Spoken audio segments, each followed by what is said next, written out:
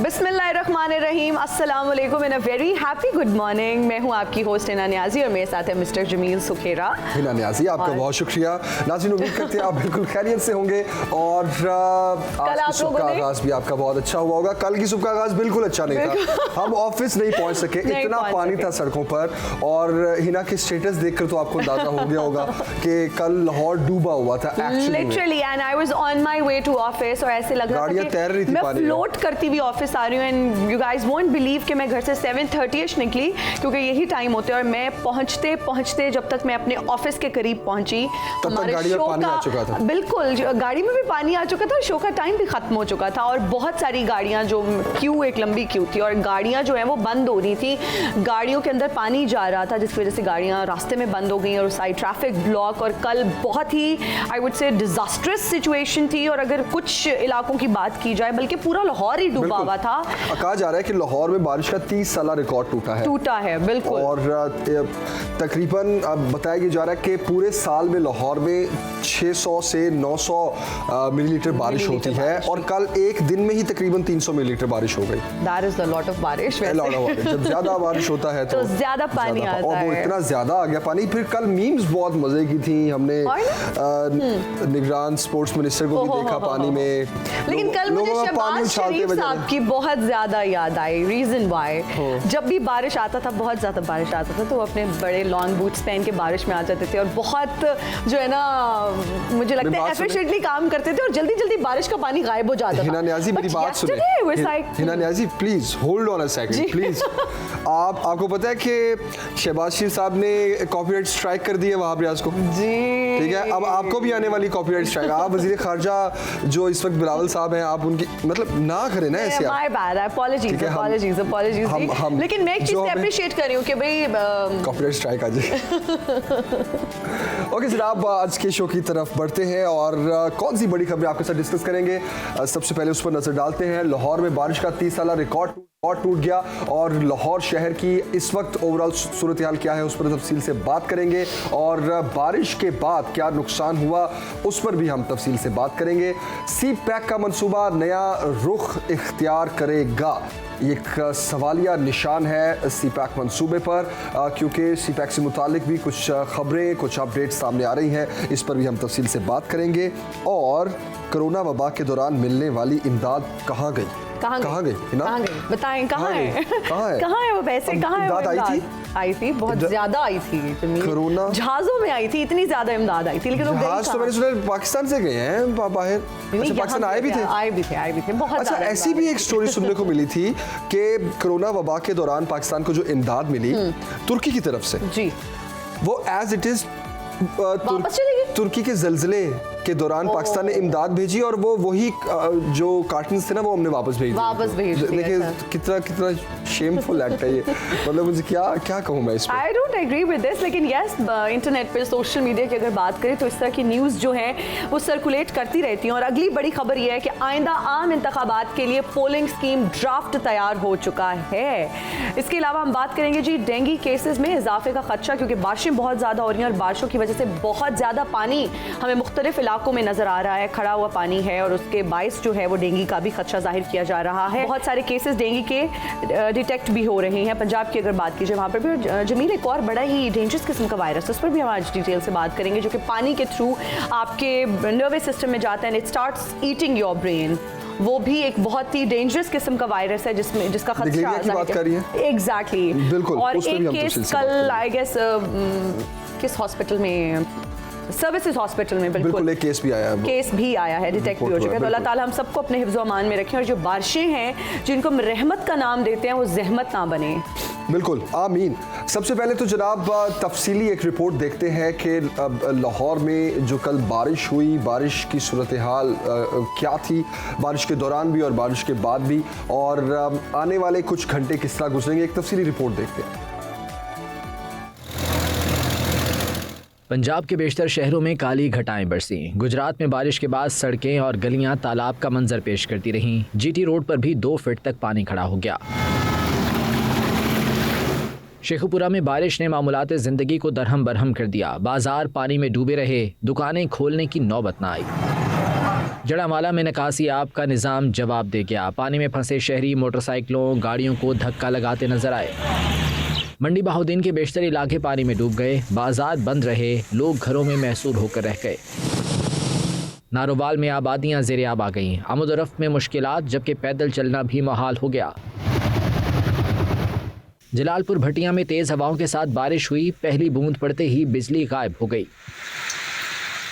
शकरगढ़ में भी मॉनसून ने रंग जमाया, दुनिया की फिक्र से आज़ाद बच्चों ने बारिश में नहाने का लुत्फ उठाया।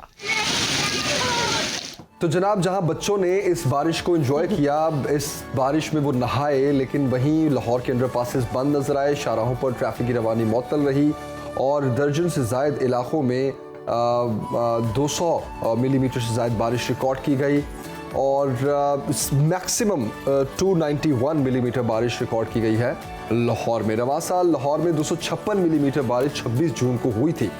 तो खैर, बारिश के बाद हमने देखा करंट लगने के वाक़यात भी अनफॉर्चुनेटली हुए, फिर कई इलाकों में बिजली कई घंटे गायब रही और उसके बाद फिर उसकी रिस्टोरेशन का अमल मुकम्मल हुआ। लेकिन कहा यह जा रहा है कि आइंदा पूरा हफ्ता बारिशों की पेशगोई है। 8 जुलाई तक प्रॉबेबली कहा जा रहा है, पेशगोई की गई है बारिशों की। तो बारिशों की वजह से जो भी हमें इंस्ट्रक्शंस दी जाती हैं, जब बारिशें आती हैं तो बच्चों का बहुत ख्याल रखें। कल भी मैं देख रही थी कि रोड्स पर बच्चे और बिजली के खंभे हमें नजर आते हैं जगह जगह, जिसकी वजह से करंट लगने के वाकयात सामने आते हैं। तो बच्चों का ऐसे में बहुत ख्याल रखें। और वाटर बॉर्न डिजीजेज बहुत ज़्यादा है, जिसमें typhoid is one of the disease. बिल्कुल, क्योंकि ये साफ पानी तो है नहीं। जब गटर भर जाते हैं, नाले हमारे भर जाते हैं, तो ऑफ कोर्स पानी तब और गंदा पानी होता है। तो ये गंदा पानी है जिसमें बच्चे खेल रहे होते हैं। खैर जनाब, हमारे नुमाइंदगान इस वक्त हमारे साथ हैं, उनसे तफसील से बात करते हैं। लाहौर और कोयटा की सूरत हाल जानते हैं। लाहौर से ज़ैनब शहबाज हमारे साथ हैं और कोयटा से मुहिबुल्लाह। ज़ैनब, सबसे पहले आपकी तरफ आएंगे। लाहौर की इस वक्त सूरत हाल क्या है? निकासी आब कहाँ से कंप्लीट हो चुका, कहाँ अब भी पानी खड़ा है? महकमा मौसमियात का क्या कहना है बारिशों के हवाले से? अजय जमील, इस वक्त अगर मौसम की बात करें, मौसम जो था वो बादलों और सूरज के दरमियान आंख मचोली जा रही थी, लेकिन अभी जो है वो आसमान पर काली घटाएं फिर से छाना शुरू हो गई हैं और शहर के मुख्तलिफ हिस्सों में कहीं कहीं बारिश भी हो रही है, जिसकी वजह से मौसम खासा खुशगवार तो है ही, लेकिन दूसरी जानिब चूंकि अब ये भी बन चुकी है बारिश। हम हब्स थी, गर्मी थी, हम उम्मीद ये कर रहे थे कि बारिश होगी, मौसम खुशगवार होगा और मौसम ठंडा हो जाएगा, हब्स की छुट्टी हो जाएगी। लेकिन आपने भी देखा कि कल जैसे बारिश हुई, ये मानसून का दूसरा बाकायदा तौर पे स्पेल है, तो जैसे ही बारिश हुई तो 30 साला रिकॉर्ड टूट गया और ओवरऑल जो 10 घंटे का पूरा ये अरसा था उसमें 291 जो है वो मिलीमीटर बारिश रिकॉर्ड की गई, जिसके बाद अगर ये बात करें कि कौन कौन से इलाके, तो मैं कौन कौन से इलाकों के नाम नहीं लूंगी, बल्कि पूरा लाहौर ही डूबा हुआ था।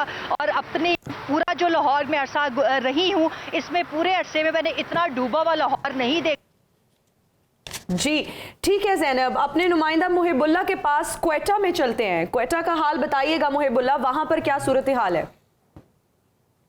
बिल्कुल, अगर थोड़ा सा बताता चलूं कि कोयटा में जो है इस वक्त मौसम तो काफी दिनों से जो है बहुत ज्यादा गर्म है। अगर मैं यहाँ पर कोयटा की दर्जा हरारत की बात करूँ तो कोयटा में जो है दर्जा हरारत 40 सेंटीग्रेड तक जा पहुंचा है। लेकिन दूसरी जानिब अगर हम लोग बात करें मानसून बारिशों के पेश नजर, पीडीएमए ने पहले से ही हाई अलर्ट जो है वो जारी कर दिया है। डीजीपी डीएमए ने तमाम अजला के डिप्टी कमिश्नरों को मरसला जो है भिजवा दिया है।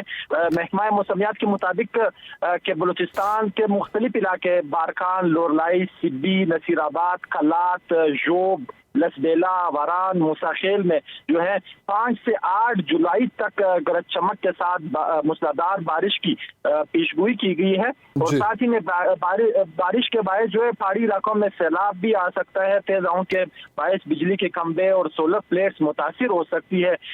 तो इसी तरह पीडीएमए ने जो है बारिश और तेज हवाओं के दौरान आम आवाम महफूज मकामात पर जो है उनको हिदायत की है। और साथ ही में इस जैसे हमारे इलाके हैं कलात हो गया या इसी तरह जो जोब एरियाज है, वहाँ पे लोग जो है पिकनिक पॉइंट्स पर ज्यादातर जाते हैं, तो उनको भी हिदायत जो की है कि वो भी एहतियात करे और सफर से जो है वो गुरेज करे।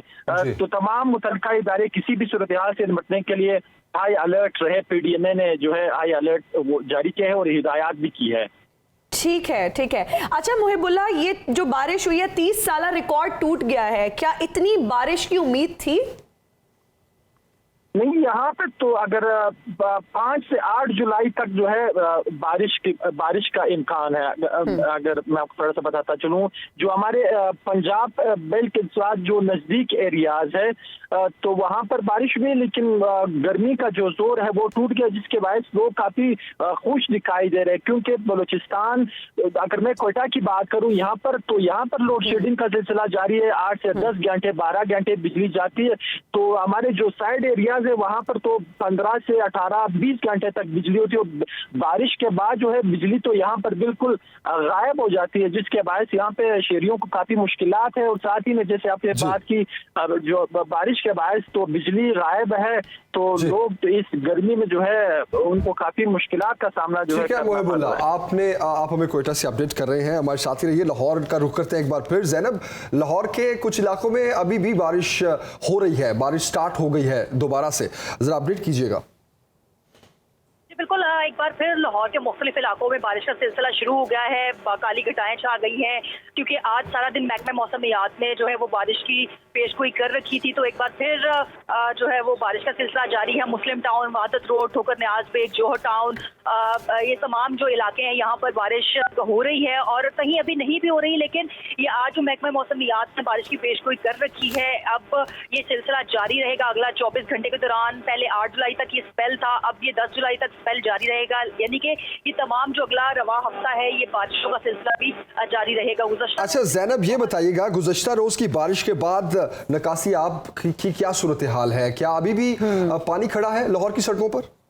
जमील, देखें, जो वासा इंतजामिया थी या जिले इंतजामिया थी, उन्होंने भरपूर कोशिश की है कि वो इस तमाम नशेबी इलाकों को या दूसरे जो पोश एरियाज थे उनको नकाबे जो निकासी का अमल था वो पूरी तरह से मुकम्मल कर सके। लेकिन बारिश इतनी ज़्यादा हो गई तो इंतजामिया की जानिब से ये मौका पाया कि रिकॉर्ड तौर बारिश थी। एक्सपेक्ट जो कर रहे थे उससे बहुत ज़्यादा बारिश थी, लेकिन उसके बावजूद अब भी लाहौर के कई ऐसे नशेबी इलाके हैं जहाँ पर अभी भी पानी नहीं निकाला जा सका था। जो वॉल्टन रोड का इलाका है, कच्चा जेल रोड है, ये वो इलाके हैं जहाँ पर पानी अभी भी नहीं निकाला जा सका। कल बाकायदा तौर पर पूरी जो कॉलोनियां थी, लोगों के घरों में जो पानी एंटर हो गया था, वो तमाम पानी जो है वो उन्होंने निकालने की भरपूर कोशिश की। रात देर तक ये अमल जारी रहा। फिर उसके बाद बादशाह और तमाम जो इंतजामिया थी, हुकाम आला थे, उन्होंने ये डिसाइड किया कि जितनी भी मशीनरी होगी जो नकासी आपके लिए इस्तेमाल की जा रही है वो फील्ड में ही रहेगी। इसके बावजूद कि वहाँ से उसको हटाया जाए और फिर लाया जाए। अब चूंकि बारिश का एक बार फिर सिलसिला शुरू हो चुका है, तो फिर अगेन वही सूरत हाल देखने को मिल सकती है।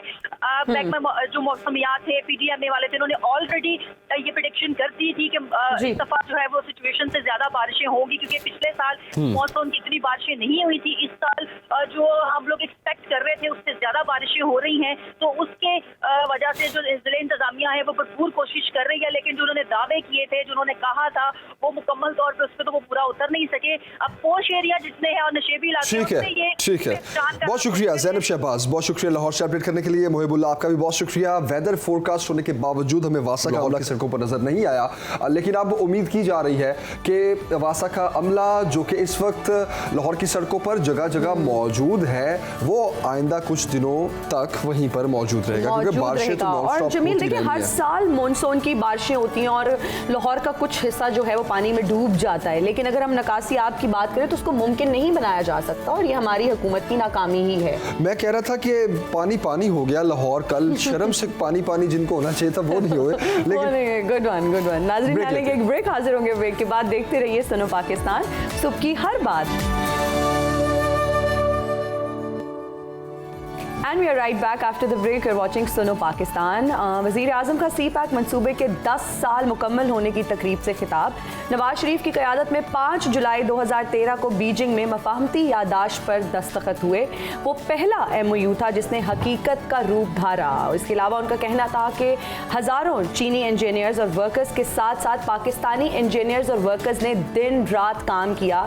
साहिवाल कोल पावर मंसूबा 30 माह में मुकम्मल किया गया, जो एक रिकॉर्ड है। मुश्किल वक्त में मदद करने पर चीन का शुक्रिया अदा करता हूँ। चीनी हुकूमत और कंपनियों की जानिब से सी पैक के तहत 25.4 अरब डॉलर की सरमायाकारी हुई और उनका मजीद ये कहना था कि दोस्तनुमा दुश्मनों ने पाक चीन ताल्लुकात में दरार डालने की भी कोशिश की। ये किन के बारे में कहा उन्होंने, इस पे हम तफसील से बात करेंगे। इसके अलावा जनाब इसहाक डार साहब की अमरीकी सफीर से मुलाकात हुई है और IMF मुआहदे से मुताल्लिक आगाह किया गया है। मुआशी इस्तेहकाम से मुताल्लिक हुकूमत की इक्तिसादी पॉलिसीज़ और तरजीहात के बारे में भी बताया गया है। ये दो बहुत अहम खबरें हैं। एक तरफ CPEC से मुताल्लिक अहम डेवलपमेंट के उसकी 10 साल मुकम्मल होने की तकरीब सजी और ये उम्मीद की जा रही है कि CPEC पर अब तेज़ी से काम होगा। दूसरी जानिब IMF और पाकिस्तान की डील के हवाले से पिछले कुछ दिनों से जो खुशगवार मार्केट से भी खबरें आ रही हैं, उसके बाद अब ये मीटिंग्स का सिलसिला भी जारी है। मुल्क की ओवरऑल मुआशी सूरत हाल क्या होगी और सियासी सूरत हाल पर भी हम बात करेंगे। सलमान आबिद साहब सीनियर तज्जियाकार इस वक्त हमें ज्वाइन कर चुके हैं। सलमान आबिद साहब बहुत शुक्रिया ज्वाइन करने के लिए। सर सबसे पहले तो CPEC से मुताल्लिक ही सवाल करूंगा आपसे। सलमान आबिद साहब, पूरी दुनिया की नज़रें CPEC पर है और इस खित्ते में तो ख़ास तौर पर हमारे बहुत से हमसाया ममालिक, बहुत से तो नहीं, चंद एक ही कहूँगा, जिनके पेट में दर्द हमेशा रहता है CPEC को लेकर। ये मंसूबा बहुत अहम है पाकिस्तान के लिए, पाकिस्तान के फ्यूचर के लिए, हमारी आवाम और हमारी बका और हमारी खुशहाली से बहुत जुड़ा है ये मामला। आपको क्या लग रहा है, अब इस पर काम मज़ीद तेज़ होने वाला है अगले चंद सालों में? देखिए, बात यह है कि पहले अब CPEC से भी बात बहुत आगे बढ़ गई है और हम ये क्लेम कर रहे हैं कि पाकिस्तान की जो फॉरेन पॉलिसी है उसमें चीन हमारे लिए एक स्ट्रेटेजिक पार्टनर है। और जब हम चीन को एक बड़ा स्ट्रेटेजिक पार्टनर कह रहे हैं और चीन के साथ अपने बिजनेस मामलात को, कारोबारी मामलात को, तजारती मामलात को बहुत ज़्यादा आगे बढ़ा रहे हैं, तो इसका मतलब है कि हमने अब चीन के साथ बहुत आगे तक जाना है। इसीलिए फिर चीन के साथ जो CPEC का मामला हो या इससे और आगे निकलने वाली अपॉर्चुनिटीज हो, हम उसके साथ अपने आप को इकोनॉमिकली कनेक्टिविटी के साथ जोड़ रहे हैं और हम समझ रहे हैं कि हमें चीन के साथ मिलकर आगे बढ़ना चाहिए ताकि हम अपने मुल्क की माशी मामलात को ज़्यादा मुस्तहकम करके। अच्छा, अभी तो बहुत अच्छी है, लेकिन अब देखना यह है कि क्या पाकिस्तान चीन के साथ आगे बढ़ते हुए वो जितने दावे कर रहा है, जितनी ख्वाहिशात उसके पास है, उसका कोई अमली खाका भी उसके पास है कि उसे कैसे लेके चलना है। यानी ये कहना तो बड़ा आसान है कि चीन हमारे साथ माशी मामलात में मदद करे, लेकिन मदद करने के लिए आपके पास क्या रोड मैप है, आपका क्या इंस्टीट्यूशनल इंफ्रास्ट्रक्चर है, आपके पास कौन से इकोनॉमिक इनोवेटिव आइडियाज हैं जिसकी बेसिस पे आप आगे बढ़ना चाहते हैं। और फिर पाकिस्तान की गवर्नेंस एक बहुत बड़ा इशू है, पाकिस्तान के अंदर पॉलिटिकल स्टेबिलिटी एक बहुत बड़ा इशू है, पाकिस्तान में इंस्टीट्यूशनल की वीकनेस एक बहुत बड़ा इशू है। तो अगर आपने चाइना के साथ बहुत आगे तक जाना है तो पहले अपने अंदर मौजूद जो खामियां हैं उनको तो दुरुस्त करने की कोशिश करें ना, ताकि जब चाइनीज इन्वेस्टर यहाँ पर आए और दूसरे मुल्कों के इन्वेस्टर भी आए तो उनको वन विंडो ऑपरेशन के तहत ऑपरेट करना पड़े। ये शिकायत बहुत मकसूल हुई है कि जो भी पाकिस्तान से बाहर आकर पाकिस्तान में इन्वेस्ट करना चाहता है उसको मुख्तलिफ नौइयत की मुश्किलात का सामना करना तो सलमान आबिद साहब, ये वन विंडो ऑपरेशन अपने मामलात को भी दुरुस्त। जी, आपने वन विंडो ऑपरेशन की बात की, तो अभी ये तो कुछ हफ्ते पहले इसको भी यकीनी बना दिया गया है कि फॉरेन इन्वेस्टमेंट जो है जब पाकिस्तान में आएगी और वो इन्वेस्टर को अब वन विंडो सहूलत मिलेगी हर मामले में, उसको खपना नहीं पड़ेगा, करप्शन की नजर नहीं होगा उसका पैसा। देखिए सुखेरा साहब, बात यह है कि सिर्फ बाहर के लोगों को क्यों आप वन विंडो ऑपरेशन की सहूलत दे रहे हैं, जो पाकिस्तान के अंदर बैठे हुए लोग इन्वेस्टमेंट करना चाहते हैं उनको क्यों महरूम रखा जा रहा है वन विंडो ऑपरेशन से। आप जरा 10-12 बड़े बड़े कारोबारी तबकात के लोगों से मिले ना और उनसे पूछें कि अगर उन्होंने यहाँ पे इन्वेस्टमेंट करनी होती है तो उनको किस तरीके से ब्यूरोक्रेसी पे खराब करती है, किस तरीके से इंस्टीट्यूशन उनको सपोर्ट नहीं करते हैं। तो आप बाहर के लिए तो बड़ा दर्द रख रहे हैं और जो पाकिस्तान के अंदर इन्वेस्टर है उनको कोई तवज्जो नहीं दी जा रही। यही वजह है कि पाकिस्तानी इन्वेस्टर पाकिस्तान में इन्वेस्टमेंट करने की बजाय बाहर जाकर इन्वेस्टमेंट कर। सलमान आबिद साहब, क्या CPEC के रास्ते में जो हायल रुकावटें आप क्या समझते हैं वो दूर हो गई हैं? देखिए, ये डिपेंड करता है कि हमारे रीजनल ताल्लुकात कैसे होंगे। यानी आप देखिए ना, हिंदुस्तान के साथ आपके ताल्लुकात को दुरुस्त होना चाहिए, आपके अफगानिस्तान के साथ ताल्लुकात को दुरुस्त होना चाहिए, आपके अमेरिका के साथ जो इस वक्त डेफिसिट है वो दूर होना चाहिए। अभी आपने देखा कि अमेरिका अपना जो बाइडेन जो है वो और जो मोदी के दरमियान जो एक मुश्तरका एलामिया जारी हुआ अब जो मोदी का दौरा अमेरिका में, उसमें तो पाकिस्तान को खास टारगेट करने की बात की गई है, दहशतगर्दी के साथ जोड़ने की बात की गई है। और दहशतगर्दी के ऊपर भी हमें काबू पाना पड़ेगा। खास तौर पे हमें अपने ग्रे एरिया दुरुस्त करने हैं, क्योंकि देखिए सी पैक को जो चैलेंजेस है वो कुछ इंटरनल है और कुछ एक्सटर्नल है। एक्सटर्नल में जब तक आपके अफगानिस्तान, हिंदुस्तान के साथ ताल्लुकात, अमेरिका के साथ ताल्लुकात में बेहतरी नहीं आएगी, उस वक्त तक ये मामला दुरुस्त नहीं होंगे। और आपको याद है एक जमाने में भारत ने भी धमकी दी थी कि वो सी पैक के ऊपर अमल दरामद नहीं करने देगा पाकिस्तान को। तो वो चैलेंजेस तो मौजूद है। अब इन चैलेंजेस से निपटने के लिए हमें अपना होमवर्क करना चाहिए ना, सिर्फ ये कि बाहर वाले लोगों पर इल्जाम लगाते रहे। हमें जो हमारे अपने अंदर की जो खामियां है उनको दुरुस्त करें और सी पैक को अपनी बुनियाद बना के आगे बढ़े।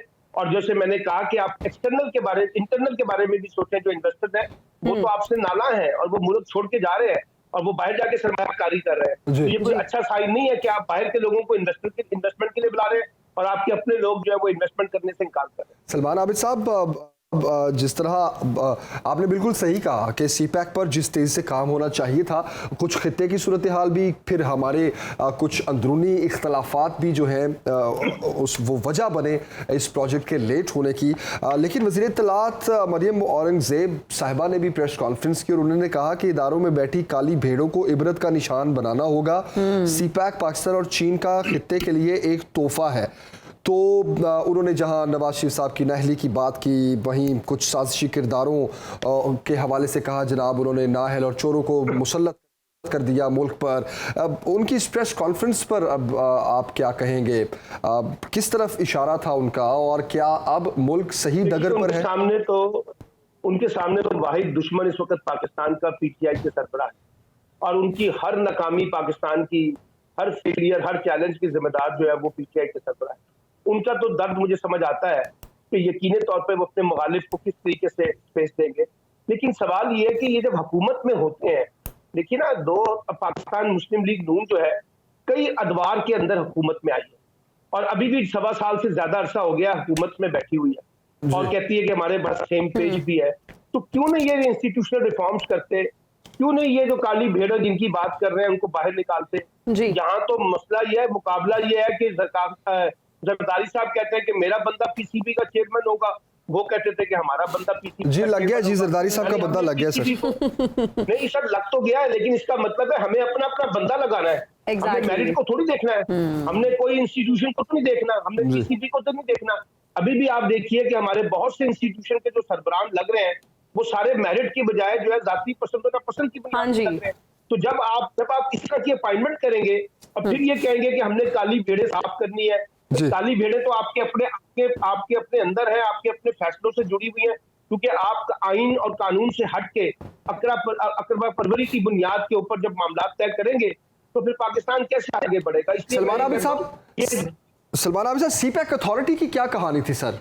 सी पैक अथॉरिटी थी, फिर वो खत्म कर दी गई। जब लोग ये कहते हैं कि जी सी पैक सही तरीके से अमल दरामद नहीं हुआ, तो इसका मतलब है कि सी पैक अथॉरिटी अपना काम नहीं कर सकी, लेकिन किसी ने उनको अकाउंटेबल बनाया, किसी ने उनको जवाबदेह बनाया, किसी ने उनको सजा और जजा के अंदर लेके गए, कोई नहीं लेके गया। और अभी भी आप जो बहुत सी बातें कर रहे हैं, अभी जैसे इकोनॉमिक एडवाइजरी एपिक्स कमेटी बना दी गई है, भाई बात यह है कि आप कुछ करके भी तो दिखाए ना लोगों को रिलीफ मिलता हुआ नजर आए, लोगों को अमल होता हुआ नजर आए। आप कमेटियों पे कमेटियां, अथॉरिटियों पे अथॉरिटियां, कमीशन पे कमीशन बना देते हैं, लेकिन जहां काम करने की जरूरत है वहां काम के नतीजे हमें नजर नहीं आते। बिल्कुल। अच्छा सलमान आबिद साहब, नून लीग का आइंदा इलेक्शन में किस चीज पर फोकस होगा? इलेक्शन मेरा ख्याल है उनके पास सिर्फ दो ही बयानियां हैं जी। एक बयानिया उनके पास 9 मई का है और वो 9 मई के वाकयात को बुनियाद बनाकर पीटीआई को जो है स्नब करेंगे जी। और दूसरा वो बेचेंगे कि अब हम आएंगे तो देखिए इकोनॉमिक विजडम हमारे पास है, विजडम हमारे पास है। ये 1.25 साल से तो हम उनकी विजडम देख रहे हैं, परफॉर्मेंस तो उनकी कोई नहीं है कि वो परफॉर्मेंस की बुनियाद पे जाके इलेक्शन लड़े। कारकर्दगी कोई नहीं है जिसकी बुनियाद पे इलेक्शन लड़ना। तो मुझे लगता है कि सिवाय 9 मई का चूरन होगा जो वो बेच सकेंगे, इसके अलावा शायद कुछ ना बेच सके। उसका भी नतीजा क्या निकलता है नहीं, ये एक अलग बहस है। लेकिन सर आप जिस तरह बात कर रहे हैं सलमान आबिद साहब परफॉर्मेंस की, तो नून लीग की जो हुकूमत 13 से 18 थी उसमें तो बेहतरीन परफॉर्मेंस थी नून लीग की। 2016 में पहली बार हम IMF के प्रोग्राम से बाहर निकले, हमने तमाम कर्जा पे ऑफ किया और मुल्क उस वक्त तरक्की की राहों पर गामजन था, तो तब की परफॉर्मेंस तो अच्छी थी नून लीग की। माशाल्लाह पाकिस्तान इतनी तरक्की कर चुका था तो हमारा खजाना खाली था और उस वक्त जनरल बाजवा साहब ने कोशिशें करके सऊदी अरब से तुर्की से, मलेशिया से और यूएई से जाके $3 अरब पकड़े थे। अगर वो $3 अरब उस वक्त ना पकड़ते तो पाकिस्तान उस वक्त भी दिवालिया हो सकता था। जी। ये ऐसे हमारे जो लोग हैं ना, कि हर हुकूमत आके बताती है कि हमने खजाना बड़ा भर के गए, खजाना कितना खाली था। मैंने आपको उसकी मिसाल बता दी है। अगर वाकई खजाना भरा होता और पैसे बहुत अच्छे होते तो फिर हमें जाके उस वक्त $3 अरब की भीख क्यों मांगनी पड़नी थी। और सबको पता है कि बाजवा साहब गए थे और जाके इन 4 मुल्कों से जाके पैसे निकाले थे, तो तब पाकिस्तान आगे बढ़ा था। जी सलमान आबिद साहब, बहुत शुक्रिया हमें ज्वाइन करने के लिए। और का तज्जिया भी ये कहता है कि आने वाले दिनों में ये हुकूमत जैसी परफॉर्मेंस दिखाएगी वैसा ही उनका इंतखाबात पर असर होगा, क्योंकि जो वोटर हैं पीपल्स पार्टी का हो या नून लीग का हो, इस वक्त अवाम की जो नज़रें हैं वो इस हुकूमत की, इन हुकूमतों कहने लगा था मैं इन हुकूमतों की परफॉर्मेंस पर रहेगी। तो जनाब ये बात सच है कि इस वक्त मौजूदा हुकूमत की जो परफॉर्मेंस है, अवाम को कितना रिलीफ मिलेगा, आने वाले इंतखाबात में इसका फैसला होगा कि अवाम कितनी खुशहाल है या आने वाले महीनों में अवाम को क्या रिलीफ मिलेगा।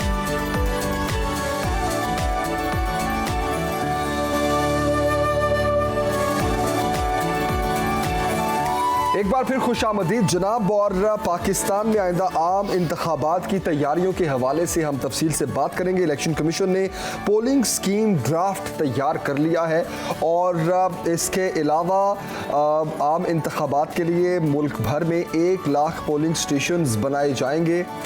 2 रोज़ के दौरान बिजली की कीमत में जो इजाफा हुआ है मुजमूई तौर पर, इस पर भी हम तफसील से बात करेंगे। महंगाई का एक नया तूफ़ान जो है वो आने को तैयार है और कोरोना वबा के दौरान मालियाती इदारों की तरफ से मिलने वाली इमदाद कारोबारी अफराद में तकसीम करने का इंकशाफ हुआ है।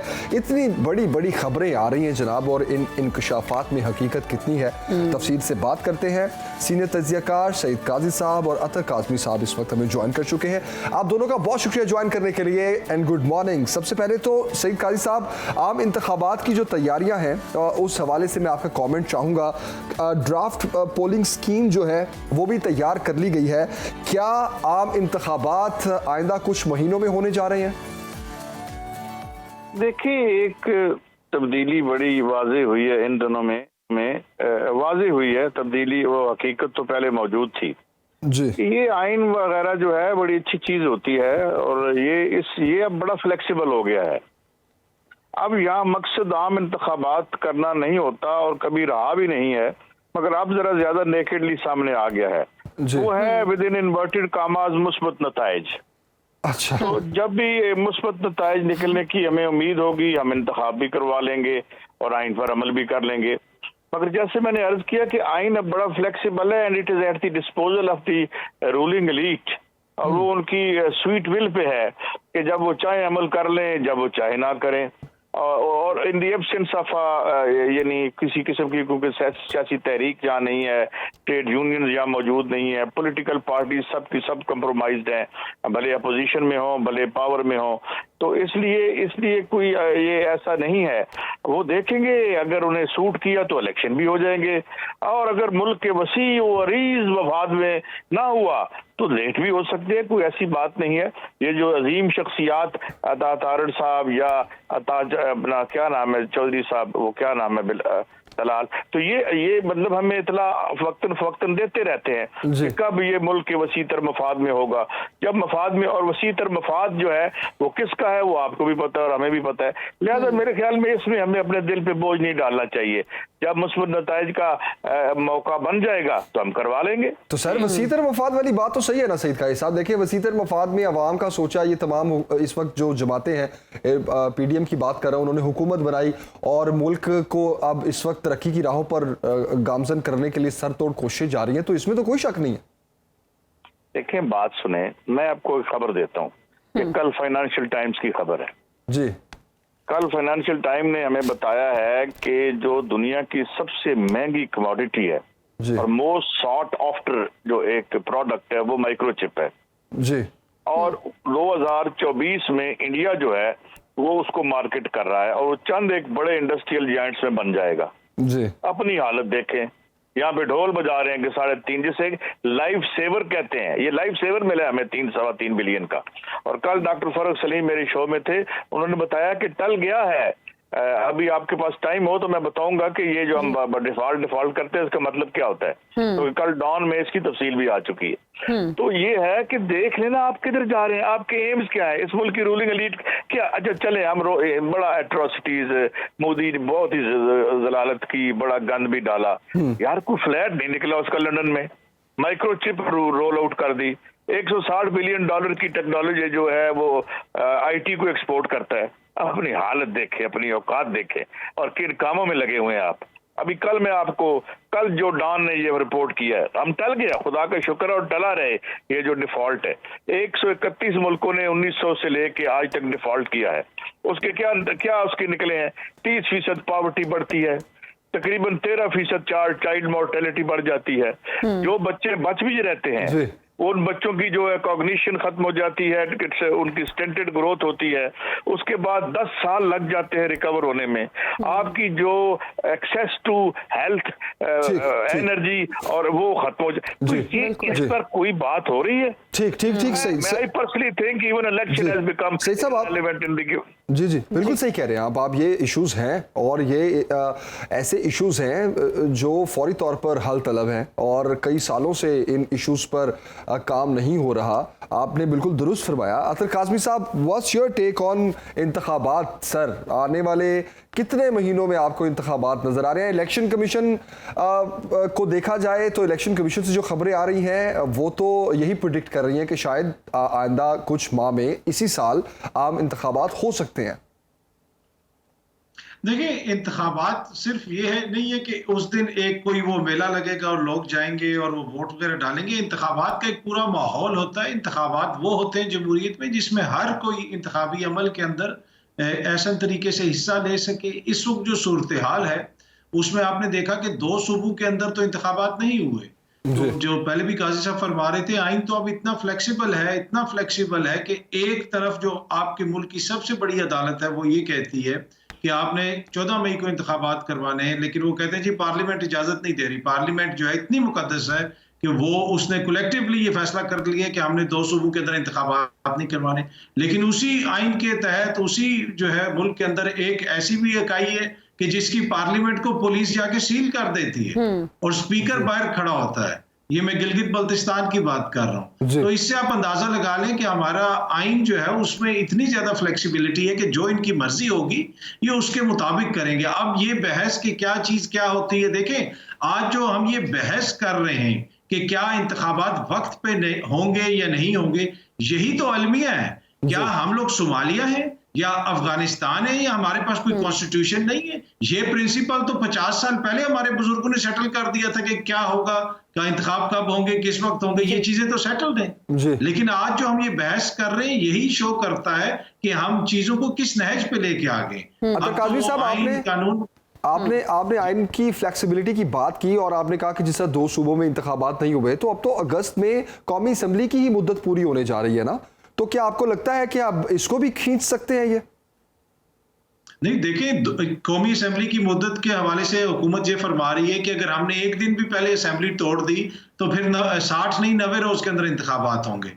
अब फिर इसका मतलब है कि आइन में गुंजाइश है अगर वक्त से पहले असेंबली टूटती है तो 90 रोज में इंतखाबात होते हैं। तो जो 2 सूबों की असेंबलियां टूटी थी वहां पे तो आपने 90 रोज में इंतखाबात नहीं करवाए। यही इलेक्शन कमीशन वहां पे क्या क्या तोजियात पेश करता रहा, हुकूमत क्या कुछ कहती रही। तो मसला ये है ना कि जब हमने देख लिया है कि आइन और कॉन्स्टिट्यूशन के मुताबिक तो कुछ नहीं होना, तो फिर हम किस तरह प्रेडिक्ट कर सकते हैं? आप किसी भी मुल्क में आप अपनी सियासत करें, कोई भी काम करें, वो सर्टेन दायरा कार के अंदर रह के आप करते हैं। लेकिन जब वो दायरा ही खत्म हो गया है तो अब फिर उसके ऊपर हम क्या कह सकते हैं कि इनकी मर्जी होगी तो करवा देंगे, मर्जी नहीं होगी तो नहीं करवाएंगे। तो ये जो बहस चल रही है इस वक्त पूरे मुल्क में कि इंतखाबात किस टाइम पे होंगे, ये बुनियादी तौर पे आई ओपनर होनी चाहिए आवाम के लिए कि देखें कि आइन के होते हुए, कॉन्स्टिट्यूशन के होते हुए, सेट रूल्स के होते हुए फिर भी हमें नहीं पता कि क्या होगा। जी अच्छा काजी साहब, मरियम औरंगजेब साहिबा का कहना था कि दारों में बैठी काली भेड़ों को इबरत का निशान बनाना चाहिए और भी उन्होंने बहुत सारी तनकीद की। आप मौजूदा हालात में उनके इस बयान को किस तरह से देखते हैं और काली भेड़ों वो किस तरफ इशारा कर रही थी? ये तो खैर उन्हीं से पूछा जा सकता है काली भेड़ें कौन सी हैं, मगर ये कौन तय करेगा काली भेड़ें कौन सी हैं? कल की काली भेड़ें जो हैं वो आके जमानतों के बगैर हलफ लेती हैं और वजारत का हलफ पहले लेती हैं और अदालत में बाद में जाती हैं। कल के जो मुक्तदर लोग थे उनके मुताबिक वो काली भेड़ें थी, आज कुछ और काली भेड़ें हैं। तो ये अपने कन्वीनियंस का मैटर है। देखिए बात ये है कि मैं आपको बड़ी एक अहम बात बताऊं, एक बड़ी जो बुनियादी बात है, मैं पहले भी अर्ज कर चुका हूँ। बात ये है कि ये जो मॉडर्न स्टेट है गोरा बहादुर की, ये at war with it self हो गई है। इसके जो 3 उन्होंने पिलर बनाए थे, जिसमें मुकन्नना है, आपकी कैबिनेट है और ये आपकी जो अदलिया है, ये यूं समझे कि जो दायां हाथ है वो बाएं बाजू को तोड़ना चाहता है। देखिए, और ये कोई स्टेट इस मुल्क के गरीब लोगों के लिए नहीं गोरे ने बनाई थी, वो एक मुक्तदर और जो पावरफुल तबकात हैं उनके मफादात के तहफ़्फ़ुज़ के लिए बनाई थी। इसमें हमारा लेफ्ट वाले लोगों का यही ख्याल है। हाँ, और भी राय है, इट इज कन्फ्लिक्टिंग इंटरप्रिटेशन का मामला है। मगर सवाल ये है कि ये स्टेट ने, यहाँ हो, अमेरिका हो, किसी जगह भी हो, एक बिग बिजनेस या बड़े जो ताकतवर लोग या मालियात वाले हैं या जिनके मालियाती जो मफादात हैं उनके तहफ़्फ़ुज़ के लिए बनी हुई है। अब ये आपस में लड़ रहे हैं। इमरान खान साहब भी, या माफ कीजिएगा, पता नहीं आप इसे काट ही दीजिएगा, उनके साथ भी तो एक बड़े पावरफुल और ताकतवर सरमायादार ही बैठे हुए थे ना।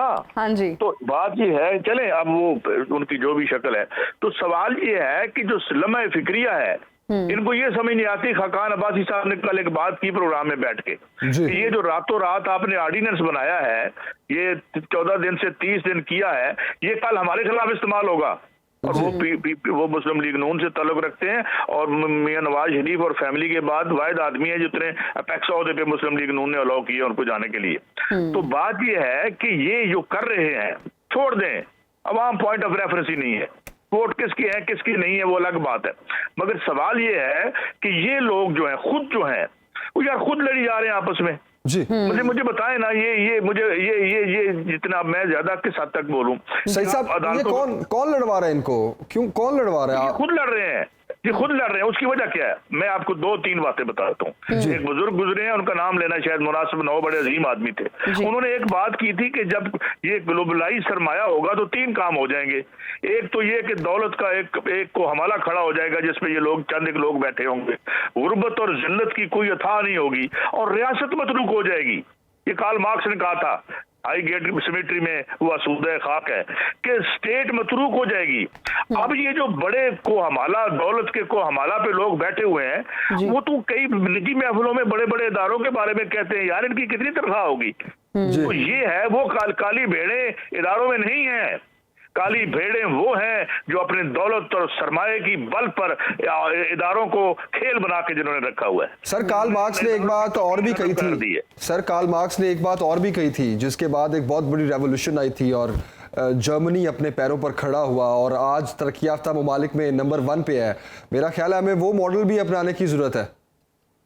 नहीं, मैं ये नहीं कह रहा, मैं तो समझता हूँ कि ये जो मार्केट इकॉनमी है ये और उसके साथ जो अकॉम्पनिंग लिबरल डेमोक्रेसी है इसका तो बोलो राम हो चुका है। अगर नैन्सी पेलोसी की सीट पर एक बूटों समेत बंदा चढ़ जाता है और सोसाइटी पोलराइज्ड है अमेरिका बहादुर में, जिसका मिसाल देते हुए हम आसमान लेते हैं बड़े। और नाज़रीन, प्रोग्राम का वक्त खत्म हो गया है, आपसे मुलाकात होगी इंशाल्लाह कल। अपना बहुत सा ख्याल रखिए, फीडबैक जरूर दीजिएगा।